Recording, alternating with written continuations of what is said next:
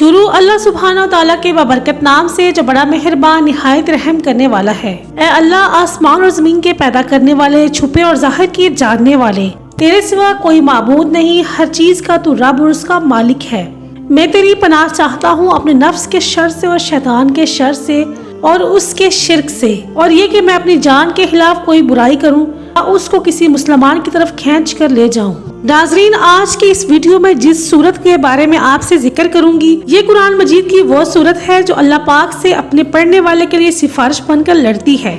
اس سورت کے حیرت انگیز فوائد جان کر آپ دنگ رہ جائیں گے اور قرآن مجید کی اس سورت کو اپنی زندگی میں پڑھنے کا حصہ بنا لیں۔ لہٰذا اس ویڈیو کو غور سے سنیے گا اور اس پر عمل بھی کیجیے گا۔ حضرت ابو ہریرہ رضی اللہ عنہ سے روایت ہے کہ رسول اللہ صلی اللہ علیہ وسلم نے ارشاد فرمایا، قرآن مجید کی 30 آیت کی ایک سورت ہے جو اپنے پڑھنے والے کے لیے اس وقت تک اللہ سبحانہ و تعالیٰ سے جھگڑا کرتی رہے گی جب تک اس شخص کو بخش نہ دیا جائے گا۔ وہ سورت ملک ہے۔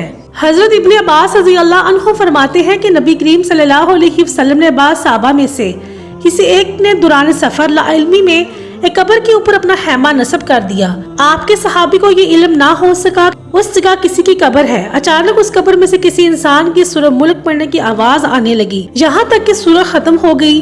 واپسی پر اس صحابہ نے تمام واقعات کا ذکر نبی کریم صلی اللہ علیہ وسلم سے کرتے ہوئے عرض کیا کہ میں نے لا علمی کی بنا پر اپنا خیمہ قبر پر نصب کر دیا۔